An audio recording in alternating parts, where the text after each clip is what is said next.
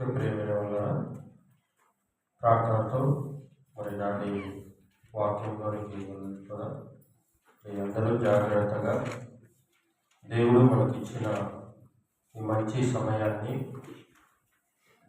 సద్వినియోగం చేసుకున్నప్పుడు మరి మీ మనసులను వాక్య వైపు మాత్రమే పెట్టి అటు ఇటు చూడకోకుండా జాగ్రత్తగా చెప్పబడుతున్న ఈ మాటలన్నింటినీ ఆలోచించాలని కోరుతూ ప్రార్థన చేసుకుందాం. మరి నాటి బైబిల్ తరగతిలో మరి మన జీవితాలకు, మన ఆత్మీయ జీవితాన్ని బలపరచుటకు మరి ఉన్నతమైన మాటలను దేవుడు మనతో మాట్లాడించలాగా మరి తండ్రిని వేడుకుంటూ మరి వాక్యంలోనికి వెళ్ళిపోదాం. ప్రార్థన చేసుకుందాం. ప్రేమ కలిగిన మా ప్రియ పరలోకపు తండ్రి, పరిశుద్ధుడు అయిన దేవ, మీకు వందనాలు ఆయన. గడిచిన పగటి కాలం అంతా కాపాడారు. మా జీవనం కొరకు మేము చేసుకుంటున్న పని వాటలన్నిటిలో మీ కాపుదలను ఉంచి క్షేమకరంగా మా కుటుంబములతో మీరు సజీవంగా నిలబెట్టారు. అంత మాత్రం కాకోకుండా ఈ సన్నిధికి కూడా తీసుకొని వచ్చారు నాయన. మరి ఈ సన్నిధిలో గడిపే భాగ్యాన్ని మీరు ఇచ్చినందుకు మీకు వందనాలు తండ్రి. మరి ఆశతో ఇదిగో నాయన, మరి మీ పిల్లలు మీ వాక్యం ముందుకు వచ్చారు. వచ్చిన ప్రతి బిడ్డను మీరే దీవించండి, ఆశీర్వదించండి. మరి మీ ఉన్నతమైన మాటలను వింటుండగా తండ్రి, వింటున్న ప్రతి మాటను మీ పిల్లలందరూ కేవలం వినువారు మాత్రమై ఉండకుండా విన్న ప్రతి మాటను తమ బ్రతుకుల్లో పాటించుకుంటూ మీరు అనుకున్న రీతిలో నాయన ఆత్మీయంగా ఎదగలుగుటకు కృపను అనుగ్రహించమని కోరుతూ మరి మీ పిల్లలకు ఏ మాటలైతే అవసరమో ఆ మాటలన్నిటినీ సవివరంగా చెప్పగలుగుటకు కావలసిన సంయోజితమైన జ్ఞానాన్ని, మీ ఆత్మ సహాయాన్ని నాకును అనుగ్రహించమని కోరుతూ క్రీస్తు పేరిట ఈ ప్రార్థన మీకు సమర్పిస్తున్నాం తండ్రి. ఆమేన్. ఏ ప్రభునందు చేరువచ్చిన మరి ఎర్రగుంట్ల శ్రీల సమాజం వారికి, అలాగే వేపల్లి ప్రాంతంలో దేవుని సేవలు జరిగిస్తున్న మరి సహోదరులు నర్సులకు మరియు సహోదరులకు కూడా నా హృదయపూర్వక వందనాలు తెలియజేసుకుంటున్నాను.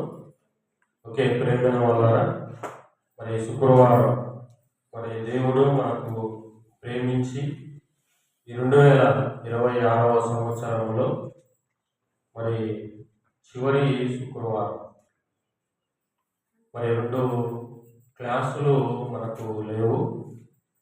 మరి దేవుడు మరి కృప చూపించి మరి ఈ శుక్రవారం తన మాటలను మాట్లాడడానికి, మీకు వినిపించడానికి ఈ సమయాన్ని అనుగ్రహించారు కనుక మరి మన ముందు ఉంటున్న పాఠము తల్లి ధన్యురాలు కావాలంటే ఎలా. తల్లి ధన్యురాలు కావాలంటే ఎలా. నిజంగా ఈరోజు భూమి మీద ఉన్న పరిస్థితులు ఎలా ఉన్నాయి అంటే చాలా చాలా దారుణమైన పరిస్థితులు ఉంటున్నాయి. ఎన్నో కుటుంబాలు ఈరోజు భయంకరంగా పతనమై నాశనం కూపంలోనికి వెళ్ళిపోతున్నాయి. భర్త దారి భర్తది, భార్య దారి భార్యది, పిల్లల పరిస్థితి పిల్లలది. అంటే ఈరోజు దేవుని సంఘం బాగుండాలి అంటే ముందు సంఘములో ఉన్న కుటుంబాలు బాగుండాలి. సంఘము ఉదాహరణకు మన సంఘమే ఉందనుకోండి, క్రైస్ట్ చర్చ్ ఎర్రగుంట్ల.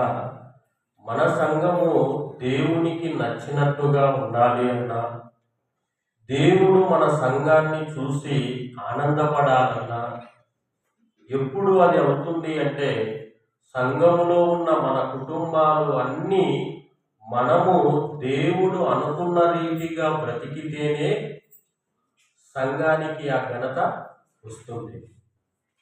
మన కుటుంబం బాగాలేదనుకోండి, ఆటోమేటిక్గా సంఘం కూడా బాగులేకపోతుంది. అంటే సంఘం బాగుండాలి అంటే ముందు సంఘములో ఉన్న కుటుంబాలు బాగుండాలి. మరి మన కుటుంబం బాగులేకపోతే సంఘం కూడా బాగుండదు.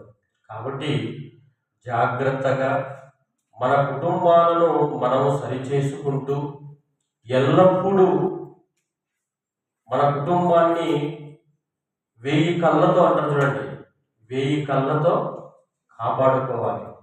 అలా కాపాడుకోలేకపోతే అపవాది ఏం చేస్తుంది అంటే, ఒక కోడి పిల్లను గద్ద ఎలాగ తన్నుకొని వెళ్ళిపోతుందో ఈరోజు మనల్ని కూడా అలాగే తన్నుకొని పోతుంది. అలాగ తన్నుకొని పోబట్టి ఏమైపోతుంది అంటే పరిస్థితులు దారుణంగా తయారైపోతున్నాయి. ఈరోజు పేపర్లో మనం చూస్తూ ఉంటే రోజుకు ఒక హత్య. ఈరోజు మీరు పేపర్లో గమనిస్తూ ఉంటే రోజుకు ఒక హత్య. ఎవరు హత్య అనుకుంటున్నారు? భార్యలు తమ భర్తలను కిరాతకంగా చంపేస్తున్నారు. ప్రతిరోజు ఎక్కడో ఒక చోట ఈరోజు చాలా దారుణమైన పరిస్థితులు జరుగుతున్నాయి. అలాగే మరి యవనస్తులైన పిల్లల పరిస్థితిని మనం ఆలోచిస్తే, ఇంట్లో చెప్పకోకుండా పెద్ద కని పెంచి పెద్ద చేసిన తల్లిదండ్రులను గౌరవించకోకుండా ఎవడో ఒకడు పరిచయం అయ్యాడని వాడితో వెళ్ళిపోవడము ఈరోజు చాలా పరిస్థితులు దాపురిస్తున్నాయి. ఇలాంటి పరిస్థితిలో క్రైస్తవులముగా సంఘ సభ్యులముగా మనము చాలా జాగ్రత్తగా ఉండాలి. అలాగా మనం లేకపోతే మన కుటుంబాలను కూడా అపవాది ఖచ్చితంగా దెబ్బ తీస్తారా తీయదా? ఎక్కువ ఎవరి మీద ఉంటాడు వాడు? అపవాది ఎక్కువగా ఎవరి మీద పగబట్టి ఉంటాడు తెలుసా? లోకములో ఉన్న వారి మీద కాదు. అవునా? లోకములో ఉన్న వారి మీద ఎందుకు పగబట్టాడు?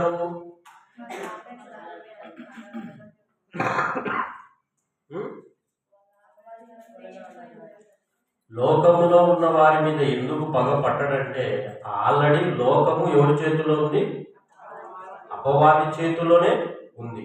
అంటే ఇప్పుడు సంఘం లోకములో నుండి సంఘములోనికి వచ్చిన మనము వాడు తిరిగి లోకములో కలిపడానికి మనలను శత విధాలుగా శోధిస్తాడు.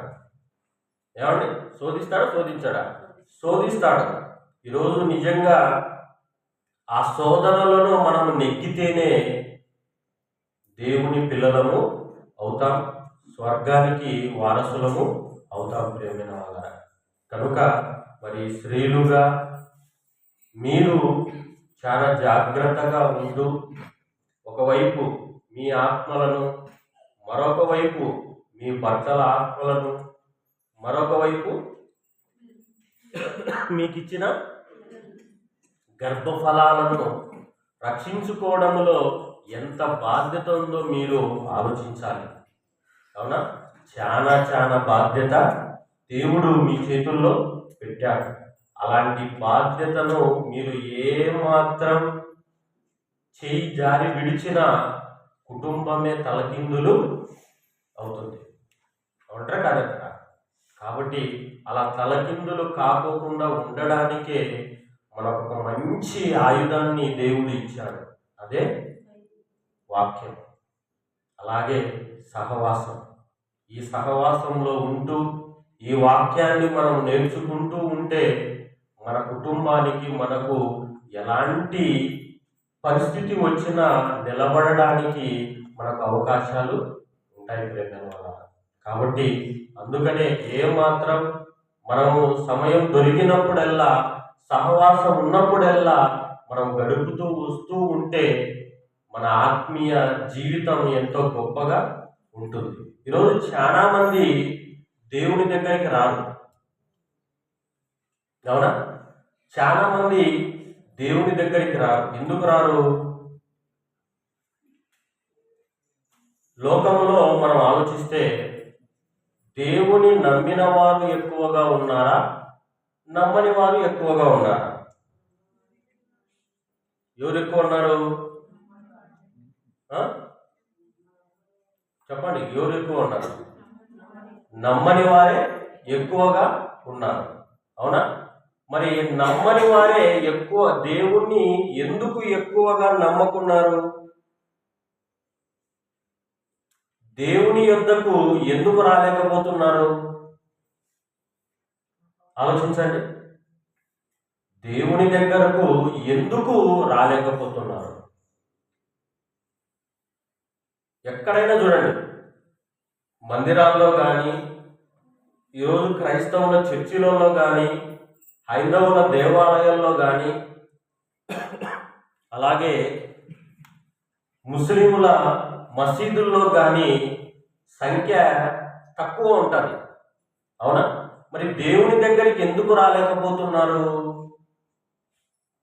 దానికి బైబిల్లో ఒక మంచి పాఠం చెప్పాడు దేవుడు. ఒక మంచి మాట చెప్పాడు. ఎందుకో తెలుసా? మనిషి దేవుని దగ్గరికి ఎందుకు రాలేకపోతున్నాడో ఒక మాటను బైబిల్లో చూడండి. ఇర్మియా గ్రంథం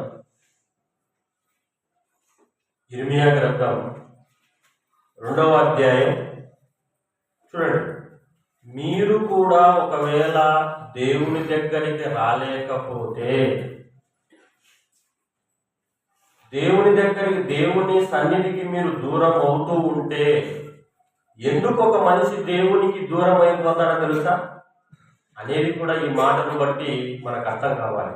చూడండి, 2వ అధ్యాయం ఇర్మియా గ్రంథము 2వ అధ్యాయము 31వ వచనాన్ని మనం చదవగలిగితే అక్కడ ఎంత మంచి మాట వ్రాస్తున్నాడు చూడండి.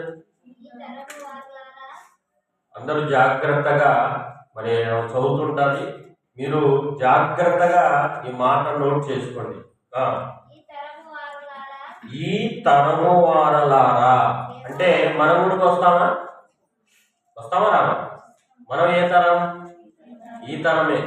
అంటే చూడండి ఎంత బైబిల్ ఎంత చక్కగా చెబుతుందో. అంటే బైబిలు ఎన్ని తరాలు మారినా ఆ తరములో ఉన్న వారి జీవితాలను బైబిల్ చెప్పగలదు. అద్భుతం కదా? అంటే ఏ తరములో నువ్వు పుట్టినా ఆ తరములో నువ్వు ఎలాగ బ్రతకాలో అనేది బైబిలు నేర్పుతుంది. అందుకేనేమంటున్నాడు? ఈ తరము వారలారా యెహోవా సెలవిచ్చు మాట లక్ష్య పెట్టుడి. అంటే దేవుని మాటను ప్రతి మనిషి లక్ష్య పెట్టాలి. లక్ష్య పెట్టకపోతే మనము చాలా ఇబ్బందిలో పడతాం. లక్ష్య పెట్టుడి. నేను ఇశ్రాయేలునకు అరణ్యము వలెనైతిన. దేవుడు మాట్లాడుతున్నాడు. ఏమంటే దేవుడు మనతో మాట్లాడుతూ ఏమంటున్నాడంటే, ఇశ్రాయేలీయులతో మాట్లాడుతూ ఏమంటున్నాడు? నేను ఇశ్రాయేలీయులకు అరణ్యమునైతిన. అరణ్యమునైతిన అంటే అర్థమైంది? అరణ్యమైతిన అంటే వీళ్ళు దేవుని దగ్గరకు వస్తున్నారనే రాలేదనే. రాలేదు. ఎందుకు రాలేదు అంటే దేవుడు అరణ్యమయ్యాడా? అరణ్యంలోనికి ఎవరైనా పోతాం మనం? ఎందుకు? అరణ్యంలో ఏముంటాయి? ఏ జంతువులు? సాధు జంతువులా, క్రూర జంతువులా? ఏ జంతువులు? అరణ్యంలో ఉండేది ఏ జంతువులు? క్రూర జంతువులు. అంటే దేవుని దగ్గరికి వాళ్ళు రాలేకపోతున్నారంటే, అరణ్యమయ్యాడంటే దేవుడు ఏమైనా క్రూరుడా? లేదే. అదే చూడండి మాట్లాడుతున్నాడు. అరణ్యమునైతిన గాఢాంధకార దేశం వలె నైతిన. చూడండి, గాఢాంధకారమైన దేశం అయితేనా. మరి ఎందుకు రాలేదు అంటే దేవునిలో అలాంటి లక్షణాలు లేవు. మరి ఎవరిలో ఉన్నాయి అంటే మన మధ్యలో ఉన్నాయి ఇలాంటి లక్షణాలు అని చెబుతూ ఇప్పుడు ఈ మాట చూడండి జాగ్రత్తగా. మేము స్వేచ్ఛగా తిరుగులాడ వారమైతిమి. ఇకను నీ యొద్దకు రామని నా ప్రజలేలా చెప్పుచున్నారు. అంటే చాలా మంది దేవుని దగ్గరికి ఎందుకు రాలేకపోతున్నారు అంటే వాళ్ళు స్వేచ్ఛగా తిరుగులాడుటకు అవకాశము ఉండదు. అంతే కదా. దేవుని దగ్గరికి వచ్చే సినిమాలు చూడచ్చా చూడకూడదా? దేవుని దగ్గరికి వచ్చే సినిమాలు చూడకూడదు, సీరియళ్ళు చూడకూడదు, బూతు మాటలు మాట్లాడకూడదు, అందరినీ ప్రేమించాలి. అవునా? అంటే స్వేచ్ఛగా తిరుగులాడుటకు అవకాశమే లేదు. మరి ఈరోజు ఇవన్నీ తట్టుకొని రాలేక ఈరోజు మనుషులు ఏమైపోతున్నారు అంటే దేవుని దగ్గరికి రాలేక పోతున్నారు. అందుకే ఈరోజు మనుషులు ఎలా తిరుగుతున్నారంటే అందరూ స్వేచ్ఛగా తిరుగుతున్నారు. స్వేచ్ఛగా కాదు, విచ్చలవిడిగా తిరుగుతున్నారు లేదా? ఏమండి, మరి ఈరోజు నిన్నలో మరి ఆల్రెడీ ఆమెకు వివాహం అయింది, కొడుకు పుట్టాడు, అలాగా ఉంటూ కూడా మరొక వ్యక్తితో కలవలనే కుటుంబాలన్నీ భయంకరంగా చెడిపోతున్నాయి. అంటే ఏమైపోయారు వీళ్ళు? స్వేచ్ఛగా కాదు, విచ్చలవిడిగా తిరుగుతున్నారు. దీనికి కారణం ఏంటంటే దేవుని దగ్గరికి రాకపోవడం, దేవుని భయం అనేది లేకపోవడం ప్రియమైన వాళ్ళ. కాబట్టి ఈరోజు మనలో ఎప్పుడు కూడా ఎవరికి కూడా స్వేచ్ఛ ఉండకూడదు. ఎవరికి ఒక కంట్రోల్లో మనము ఉండాలి. ఏమండి, భర్త ఎవరు కంట్రోల్లో ఉండాలి? భర్తకు శిరస్సు ఎవరు? క్రీస్తు. అంటే భర్త కంట్రోల్లో ఉండాలి అంటే క్రీస్తు కంట్రోల్లో ఉండాలి. అలాగే భార్య కంట్రోల్లో ఉండాలంటే ఎవరు కంట్రోల్లో ఉండాలి? భర్త కంట్రోల్లో ఉండాలి. ఇది కుటుంబ వ్యవస్థ. కుటుంబం చక్కగా పరిపాలన జరిగించాలి అంటే భర్త క్రీస్తు కంట్రోల్లో ఉండాలి. అలాగే భార్య భర్త కంట్రోల్లో ఉండాలి. పిల్లలు తల్లిదండ్రుల కంట్రోల్లో ఉండాలి. అలాగ ఉన్నప్పుడు ఆ కుటుంబము ఏమండి సుఖ సంతోషాలతో వర్ధిల్లుతుంది. మరి ఈరోజు ఎలాగున్నాయి కుటుంబాలు? ఏమండి, భర్త క్రీస్తు కంట్రోల్లో ఉన్నాడా? భార్య భర్త కంట్రోల్లో ఉందా? పిల్లలు తల్లిదండ్రుల కంట్రోల్లో ఉన్నారా? ఈ విధంగా ఒకరికొకరము మన కుటుంబాలను దేవుని కంట్రోల్లో, వాక్యము కంట్రోల్లో ఉండగలిగితే మన కుటుంబాలు నిజంగా అనేకమైన కుటుంబాలకు మార్గదర్శకంగా నిలబడతాయి. మరి అలాగ నిలబడడానికి ఈరోజు మనం ఎంత దేవుని వాక్యాన్ని నేర్చుకోగలుగుతున్నాం, ఎంత దేవుని భయాన్ని కలిగి ఉన్నాము అనేది మీరందరూ ఆలోచించాలి. మనమందరము ఆలోచించాలి. అలాగ ఆలోచిస్తేనే నిజంగా మన కుటుంబాలు ఏమండి ఆత్మీయంగా స్థిరపడతాయి, బలపడతాయి. ఏ ఒక్కరు కూడా మన కుటుంబం వైపు చెయ్యి ఎత్తి చూపుతారా? చూపరు. అలా చూపకోకుండా ఉండాలి అంటే ఇదిగో నువ్వు ఈ విధంగా దేవుని కంట్రోల్లో, వాక్యపు కంట్రోల్లో ఉండగలిగితే, జాగ్రత్తగా ఏమంటే బ్రతకగలిగితే మన జీవితాలు అన్నీ బాగుంటాయి. కాబట్టి అలాగ నువ్వు నడుచుకుంటే నీ కుటుంబంలో ఒక తల్లిగా నువ్వు ఏమైపోతావు? ధన్యురాలు అవుతావా, దరిద్రురాలు అవుతావా? ఈరోజు కుటుంబాలన్నిటిలో కుటుంబము ధన్యంగా ఉండాలి అంటే కుటుంబంలో ఉన్న తల్లి ధన్యురాలుగా ఉండాలి. ధన్యురాలుగా ఉండాలి అంటే నువ్వు చక్కగా వాక్యములో నీ జీవితాన్ని నువ్వు కట్టుకుంటూ ఉండాలి. అనుక్షణము నీ కుటుంబం పైన నువ్వు నిఘా పెట్టి నీ కుటుంబ క్షేమం మీద అనుక్షణము భద్రత కల్పించుకుంటూ ఉండగలిగితేనే నువ్వు ధన్యురాలుగా మారిపోతావు. అవునా? కనుక మనము పోయిన క్లాసులో ఎవరి గురించి మనం నేర్చుకున్నాం? ఒక స్త్రీ గురించి నేర్చుకున్నాం.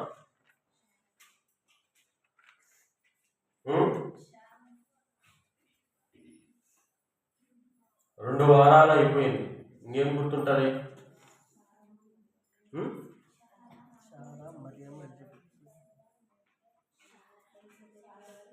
బాప్తీసం ఇచ్చు యోహాను తల్లిగారు. ఏం పేరు? ఎలిజబెత్. నిజంగా యోహానును ఎంత పెంచింది, ఎంత ప్రయోజకుని చేసింది. అవునా? అంటే అలాగా ప్రయోజకునిగా ఆమె చేసింది గనుకనే ఎలిజబెత్ అమ్మ ఏమైపోయింది? తల్లిగా ధన్యతను పొందుకుంది.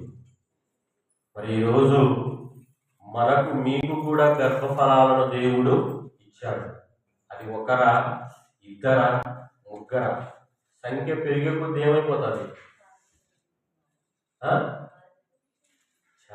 చాలా బాధ్యత పెరిగిపోతుందా లేదా? ఏదో నిన్ననో మొన్ననో 10 మంది 9 మంది ఆడపిల్లలు 10వ కాన్పులో కొడుకు పుట్టాడు. అంటే కొడుకు కోసం ఎంత ఎదురు చూశాడు? 10 మంది. అవునా? ఇప్పుడు ఆ 10 మందిని పెంచాలంటే ఎంత భారం అవుతుంది? ఏమండి? అంటే వంశధారకుని కోసం నువ్వు ఎదురు చూశావే, ఇప్పుడు వాళ్ళందరినీ దేవుడు నీకు గర్భఫలంగా ఇచ్చాడు. మరి దేవుని ఫలంగా పెంచే కెపాసిటీ ఉందా? నిజంగా ఒక్కొక్కసారి జరుగుతున్న పరిస్థితులను చూస్తే చాలా భయమేస్తుంది. ఎందుకో తెలుసా? వీడిని ప్రయోజకునిగా నేను తీర్చిదిద్దగలుగుతానా? అమ్మాయి అయితే ఒక రూతుగా, ఒక ఎస్తేరుగా, ఒక మరియమ్మగా తీర్చగలిగేదంత భక్తి నా దగ్గర ఉందా అని ప్రతి తల్లి అనుకోవాలి. అనుకుంటున్నావా? ఏమండి, అలాగ అనుకోవాలంటే ఎంత ప్రయాసపడాలో ఒకసారి మీరు ఆలోచించండి. అవునా? అంటే లోకంలో వాళ్ళను చదివించడానికి, ప్రయోజకులుగా మారడానికి అహర్నిశలు మనము కష్టపడుతున్నాం. అవునా? పెంచడం ఒక ఎత్తు, వాళ్ళను చదివించడం మరొక ఎత్తు, ఆ తర్వాత పెళ్లి చేయడం మరొక ఎత్తు. అంతవరకు మనం ఆలోచిస్తున్నాం, బాగుంది. మరి వారిని స్వర్గానికి, పరలోకానికి చేర్చడానికి మనము ఎంతవరకు ప్రయాసపడగలుగుతున్నాము? ఒక తండ్రిగా లోక సంబంధంగా చదివించావు, నీ కష్టార్జితాన్ని వాళ్ళన్నీ దారపోశావు, ఒక ఇంటికి పంపించావు. అంతటితో నీ బాధ్యత అయిపోయిందని అనుకుంటున్నావే తప్ప, మరి నీకు ఇచ్చిన గర్భఫలాన్ని పరలోకానికి వారసురాలునిగా చేయగలుగుతున్నావా? ఇది ఒక్కసారి మనం ఆలోచన చేయగలిగినట్లయితే మన చేతుల్లో చాలా బాధ్యత ఉంది ప్రేమైన వాళ్ళరా. అలాగే కొడుకును దేవుడు నీకు ఇస్తే ఆ కొడుకును ఒక మంచి భక్తిపరునిగా తీర్చిదిద్దాలి. ఒక మోషేలాగా, ఒక దావీదు గారిలాగా, ఒక అబ్రహాము గారిలాగా. ఏమంటే ఇంకా ఎంతమంది భక్తులు ఉన్నారు? ఒక యేషేపులాగా. ఏమంటే ఈ విధంగా మనము పెంచాలి అంటే ఎంతగా మనము ప్రయాసపడాలో అనేది ఆలోచన అవుతుంది ప్రేమైన వాళ్ళ. కనుక మరి అలాగ పెంచగలిగితేనే మీరు ధన్యురాలుగా మారిపోతారు. లేదంటే లోకములో ఎందుకు పనికిరాని వారుగా, ఏమండి, మన మీద మన కుటుంబం మీద చాలా మాటలు మాట్లాడుతూ అవమానంగా మాట్లాడడము జరుగుతుంది. మన కుటుంబము నిత్య జీవానికి వారసుల కుటుంబము కాదు. కాబట్టి ఆలోచించండి. ఆలోచించి అనుక్షణం దేవుడు మీకు ఇచ్చిన పిల్లల మీద కానీ, మీ ఆత్మల మీద కానీ, అలాగే మీ భర్తల మీద కానీ అనుక్షణము మీరు కాపాడుకుంటూ మీరు ధన్యులవ్వడానికి ప్రయత్నాలు చేయండి. మరి మరొక తల్లిని గురించి ఈరోజు ఈ పాఠంలో మనం చూసుకొని మన క్లాసును ముగించుకుందాం. నిజంగా ఈమె కూడా తనకు 2 కుమారులు. ఈ కుమారుల్ని ఎంత పెద్ద పొజిషన్లోనికి తీసుకొని వెళ్ళిందో, ఎంతగా ఈమె ఆలోచనలు చూడండి, ఎంత పైకి ఎంత ఎత్తుకు ఎదిగిపోయాయో అనేది మనం చదవగలిగినట్లయితే మత్తయి సువార్త ఎవరు మాట్లాడుతున్నారు?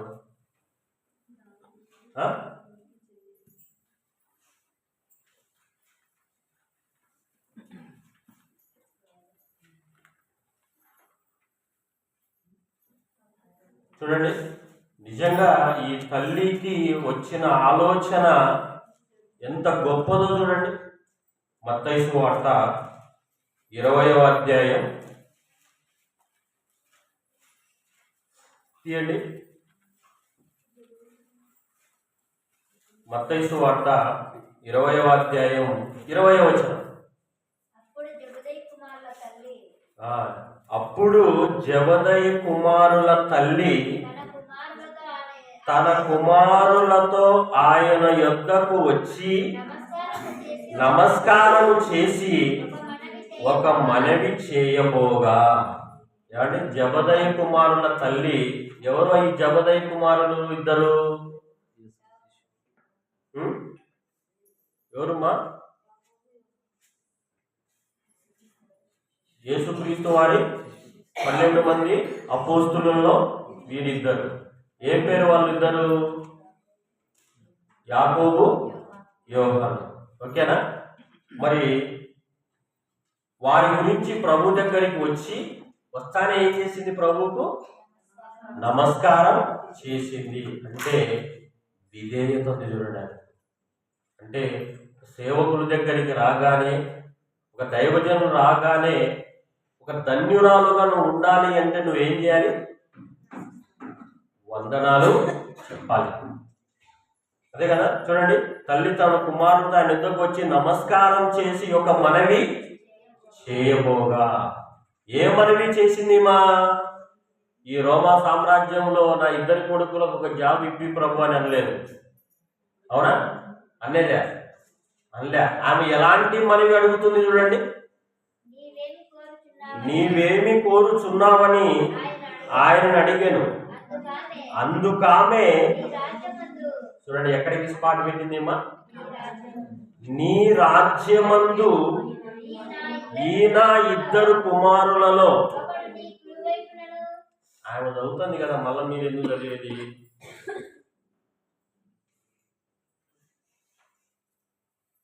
వినండి, మీరు చదువుతున్నారు, మీరు వినండి, జాగ్రత్తగా చూసుకుంటానండి. నీవే అందుకామె నీ రాజ్యమందు ఈ నా 2 కుమారులలో ఒకడు నీ కుడి వైపునను ఒకడు నీ ఎడమ వైపునను కూర్చుండ సెలవిమ్మని ఆయనతో అనేను. ఎంతగా ఏమి అడిగింది చూడండి. అంటే ఆమెకు ఎక్కడ సీటు కావాలంటే 2 కొడుకులకు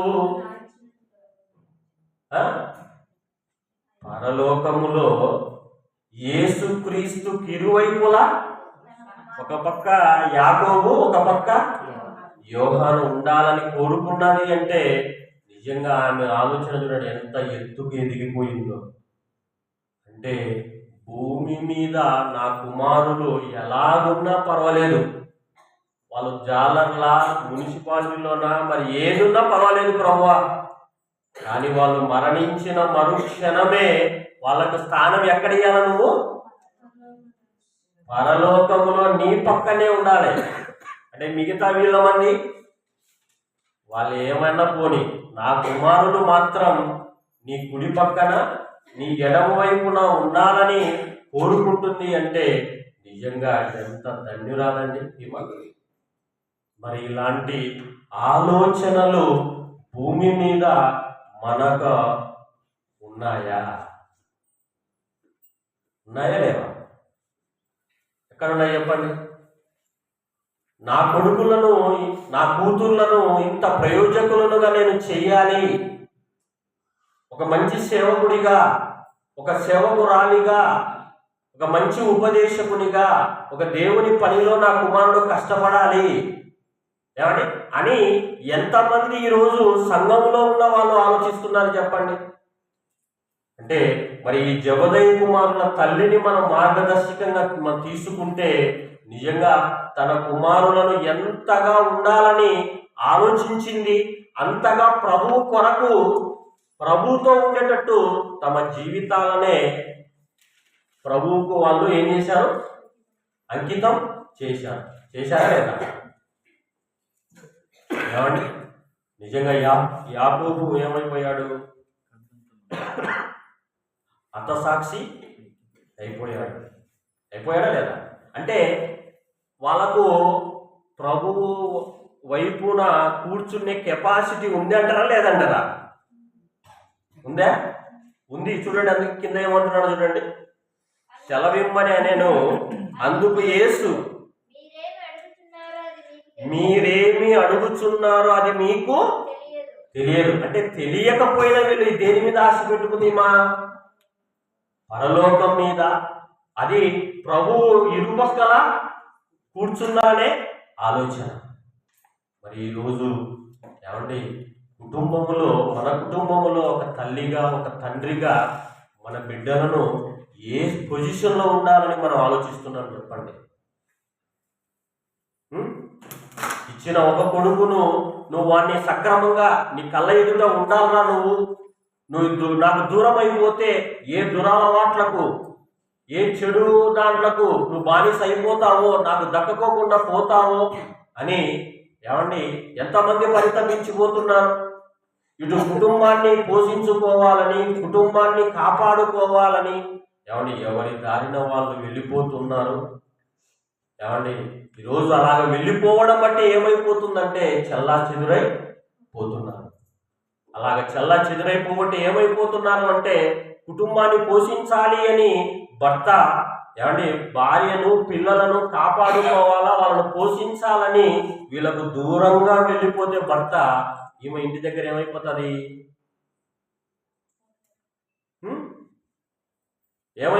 భర్త దూరం అయిపోతే భార్య కూడా భయంకరమైన చెడు ఆలోచనలకు, చెడు వాటికి దారి తప్పుతుందా లేదా? ఖచ్చితంగా దారి తప్పుతుంది. అందుకని దేవుడు ఏమన్నాడు తెలుసా, భర్త భార్యను, అది సరే ఎడబాయకూడదు అన్నాడు. అంటే మీ ఇద్దరికి ఎడము కాకూడదు. ఎడమైపోతే ఏమైపోతుంది అంటే తెగిపోతుంది. అందుకేనండి ఈరోజు ఎందుకు ప్రేమ అనురాగాలు తగ్గిపోతున్నాయి అంటే భార్య భర్తలు ఇద్దరు కలిసి ఉండకపోవడం బట్టి, ఇద్దరు ప్రేమ అనురాగాలు ఒకరికొకరు పెంచుకోవాలి. అలాగ ఇద్దరి ప్రేమలో తేడా జరిగిందా మూడో వ్యక్తి ఎంటర్ అయిపోతాడు. బాగా ఆలోచించాలి. భర్త భార్య మీద సరైన ప్రేమ చూపించకపోతే భార్య ఏం చేస్తా తెలుసా, మరొక ప్రేమను వెతుకుతాడు. అలాగే భార్యగా నీ భర్త పైన సరైన ప్రేమను నువ్వు చూపించకపోతే ఈజీగా ఏమైపోతాడు, భర్త మరొక స్త్రీ వైపుకు వెళ్ళిపోతాడు. ఈరోజు అలాగ జరగడం బట్టే భయంకరమైన సంఘటనలు సమాజంలో నెలకొల్పుతున్నాయి. కాబట్టి ఇవన్నిటినీ మనం మనసులో పెట్టుకొని ఏమంటే లోకములో, అందుకనే ఒక మాట, లోకములో ఉన్న వారిని బాగు చేయొచ్చేమో కానీ లోకములో సమాజంలో దుష్టుని మార్పు సాధ్యమే. అంతేనా? సమాజంలో దుష్టుని మార్పు సాధ్యమా అసాధ్యమా? అర్థమవుతుంది? అర్థం కాలేదా? సమాజంలో దుష్టుడు మార్పు సాధ్యమైతే సాధ్యం కాదా? సాధ్యము అవుతుంది. ఎందుకంటే అందుకనే అంటాడు, దుష్టుడు మరణము నొందుట నాకు సంతోషమా? ఆ దుష్టుడు మార్పు చెందితే నాకు సంతోషమని దేవుడు హెచ్కేల్ ప్రవక్త ద్వారా మాట్లాడతాడు. అవునా? అంటే దుష్టుడు సమాజంలో ఉంటే మారుతాడు ఖచ్చితంగా. అదే సంఘములో దుష్టుని మార్పు సాధ్యమా అసాధ్యమా?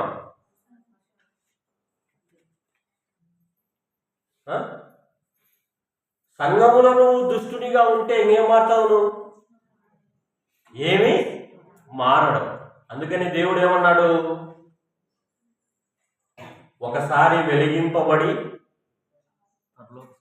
పరలోక సంబంధమైన దానిని రుచి చూచి ఒకసారి వెలిగింపబడి తప్పిపోతే మళ్ళీ వారిని నూతన పరుచుట అసాధ్యము అన్నాడు.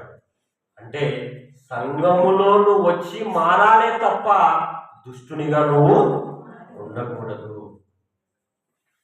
మరి ఈరోజు సంఘంలో నువ్వు ఇంత వాక్యాన్ని వింటున్నప్పుడు ఇక్కడ మంచిగా ఉండి నువ్వు మళ్ళీ ఇంటికి వెళ్ళిపోయినాక నీ ఇంటి దగ్గర దుష్టురాలివిగా ప్రవర్తిస్తే నువ్వు మంచిదానివా చెడ్డదానివా? ఇది నీ మార్పేది, నీ ప్రవర్తన ఏది, నీ కార్యాలేవి? కాబట్టి మనకు తెలియకోకుండానే అపవాది ఏం చేస్తుంది అంటే మనలను దుష్టత్వములోనికి నెట్టుకొని పోతుంది. అలాంటి విషయాలలో స్త్రీలుగా మీరు వాడికి ముందు దొరికేది ఎవరంటే మీరే. అవునా? స్త్రీలుగా అపవాదికి దొరికేది మీరే.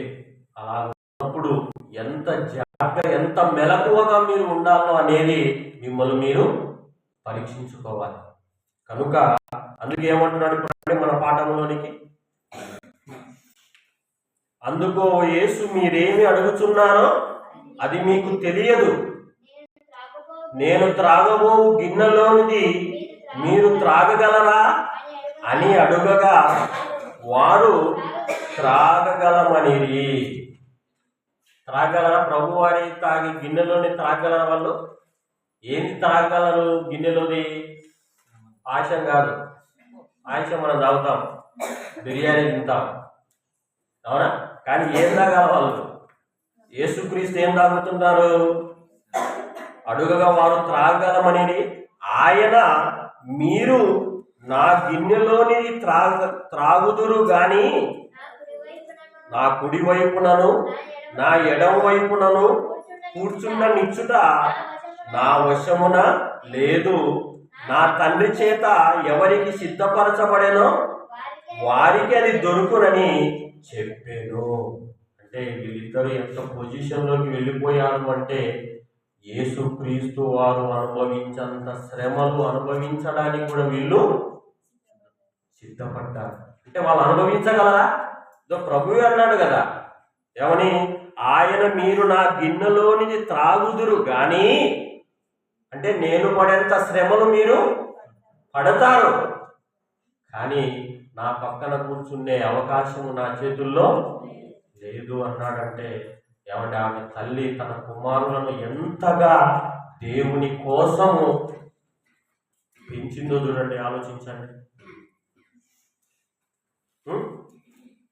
ఈరోజు మనం ఎంతగా చెబుతున్నాం, అంత కష్టపడేటట్టుగా సంఘములో మన పిల్లలను మనం ఉంచగలుగుతున్నామా? మనం వచ్చి పని చేయగలుగుతున్నామా?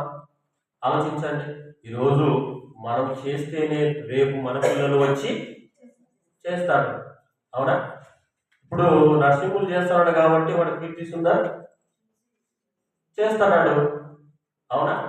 రేపు మస్తాన్ కొడుకు రావాలి అంటే మస్తాన్ ఏం చేయాలి? పని చేయాలి. అలాగా ఆ పనిని తన కొడుకు నేర్పించాలి.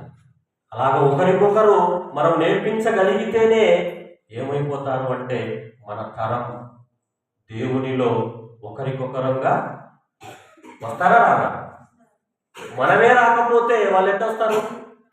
మనం నేర్పించాలి. మరి నువ్వు ఈ పని చేయి, ఈ పనిలో ఉండు, ఆ?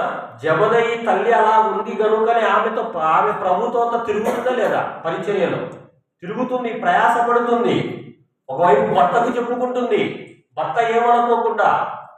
ఏమండి, అటు భర్తకు చెప్పుకుంటూ, కుటుంబాన్ని చూసుకుంటూ, ప్రభువుతో తిరుగుతూ, తన ఇద్దరి కుమారులను అపోస్తులలో, ఆ పోస్టు చాలా పెద్దదే కదా. మరి ఇద్దరి కుమారులను అపోస్తులుగా ప్రభు దగ్గరికి నడిపించింది అంటే నిజంగా ఆ తల్లి పడిన ప్రయాస ఎంతో చూడండి. చివరికి ఎంత అసామాన్యంగా చేయలేము ఆ కుమారులను. అవసరమైతే ప్రభు ఎంత కష్టపడతారో మీరు కూడా అంత కష్టపడాలి అని అంత కష్టార్జితాన్ని నేర్పింది అంటే ఈరోజు మన పిల్లలకు మనమే నేర్పగలుగుతున్నాం. నువ్వు వస్తున్నావు, వాడు వచ్చి కూర్చుంటున్నాడా, పాటలు పాడుతున్నారా, సరైన విధంగా ఉంటున్నారా, సరైన విధంగా పాడిందా లేదా అని చెక్ చేసుకోవాలా లేదా? విడిచిపెడితే ఏమైపోతారు? కొడుకుని ఎత్తుకొని వచ్చావు, ఎత్తుకు వచ్చిన తర్వాత వాడిని ఏం చేయాలి? కూర్చోబెట్టాలి, వాక్యం దగ్గర వినేటట్టుగా చెయ్యాలి. నువ్వు వీడ కూర్చొని వాడిని విడిచిపెట్టే వాక్యం వింటాడా? నువ్వు వీడ వాక్యం వింటాడా, వాడు బేట ఆడుకుంటాడు. ప్రయోజనం ఏముంది? అంటే నువ్వు కూర్చుంటే వాడు నీ పక్కనే వాక్యం వినేటట్టుగా చేయాలి. అల్లరి చేస్తుంటే అల్లరి మానిపించి చక్కగా నువ్వు దేవుని సన్నిధిలో కూర్చోబెట్టాలి. అలా కూర్చోబెడితేనే, అలా క్రమశిక్షణతోనే ఉంటేనే వాడు క్రమశిక్షణగా పెరిగి పెద్దవాడు అవుతాడు. ఆ వాక్యం వింటున్నాడని నీ కొద్ది నువ్వు ఉంటే వాడు ఏమవుతాడో, ఏం చేస్తున్నాడో ఎవరికి అర్థమైపోతుంది.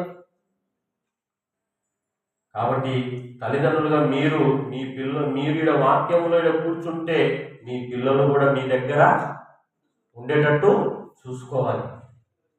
వాళ్ళ వాక్యం వింటున్నారా సరిగ్గా విధంగా? వాళ్ళ ప్రవర్తన ఏంది, వాళ్ళ క్యారెక్టర్ ఏంది అనేది మీరు గమనిస్తూ ఉండాలి. అది యవన దశలోనికి వస్తే ఇంకా వాళ్ళను పట్టుకోవడం చాలా చాలా కష్టం.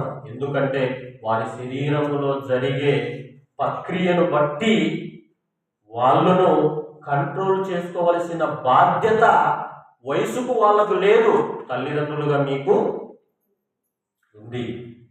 ఏమైపోతుంది నా కుమార్తె, ఏమైపోతుంది నా కొడుకు, వాడు సక్రమంగా వస్తున్నాడా చేస్తున్నాడా అనేది చాలా చాలా జాగ్రత్తగా మనం గమనిస్తూ ఉండాలి.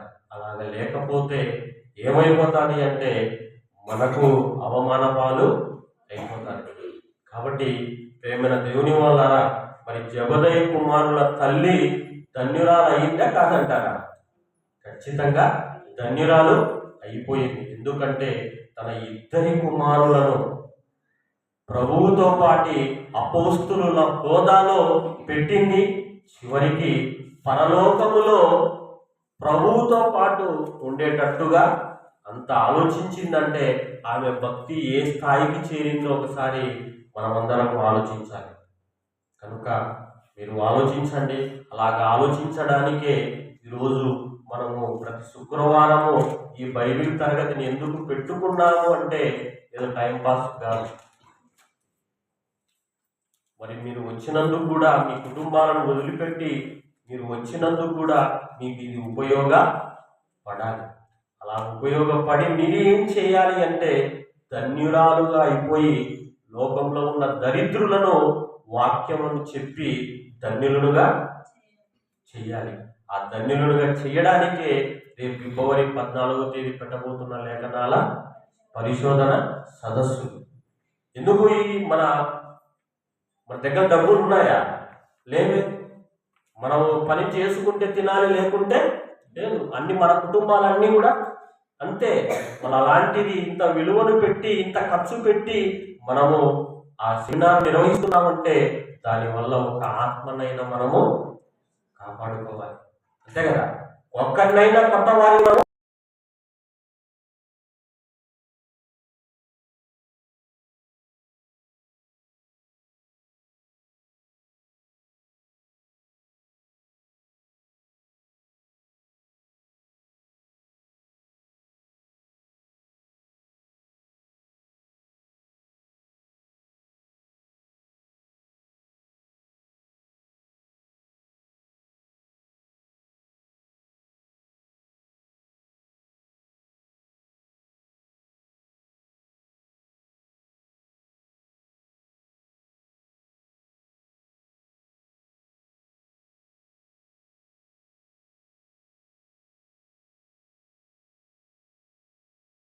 పడతారో అంతగా ప్రయాస పడండి.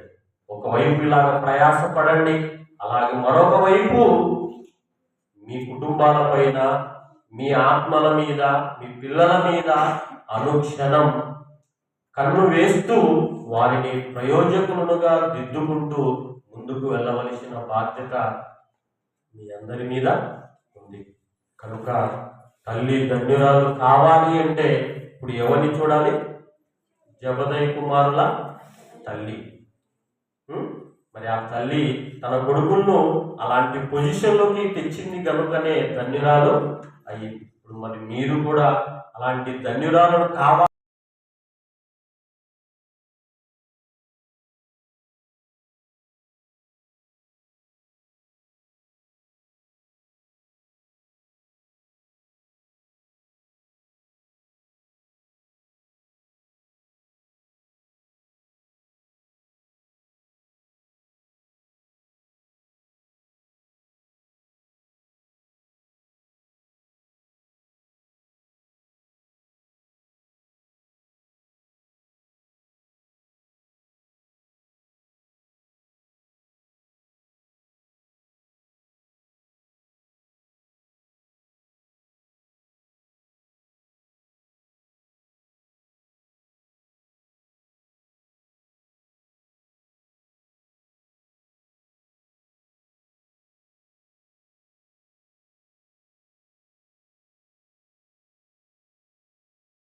సంఘములో చక్కగా ఈ పాత్రను మీరు పోషిస్తూ ముందుకు వెళ్ళడానికి ప్రయత్నము చేయండి.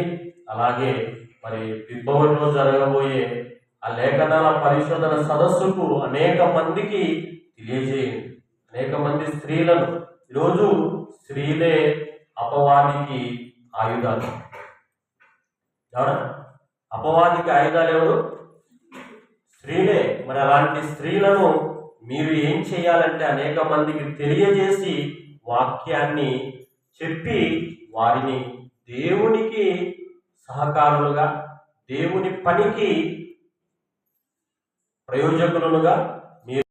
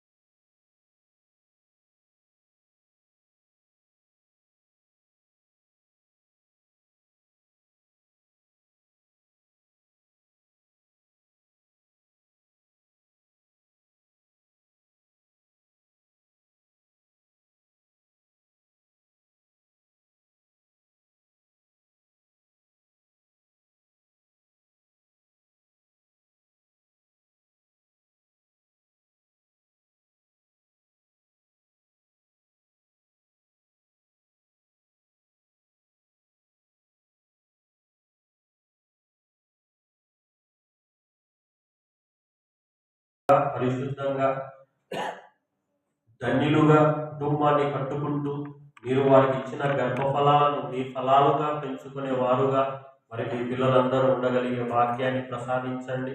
అలాంటి మంచి జ్ఞానాన్ని, వివేకాన్ని మీ పిల్లలందరికీ ప్రసాదించండి. వారు చేసుకుంటున్న పనిబాటులందుకు తోడుగా ఉండండి నాయన. మీ కృపలో వారిని భద్రపరచండి. వారి కుటుంబంలో ఉంటున్న ప్రతి సమస్యను మీరు తీసివేసి శాంతి సమాధానముతో కుటుంబాలను కట్టుకుంటూ ముందుకు కొనసాగించుకునే భాగ్యాన్ని ప్రసాదించండి నాయన.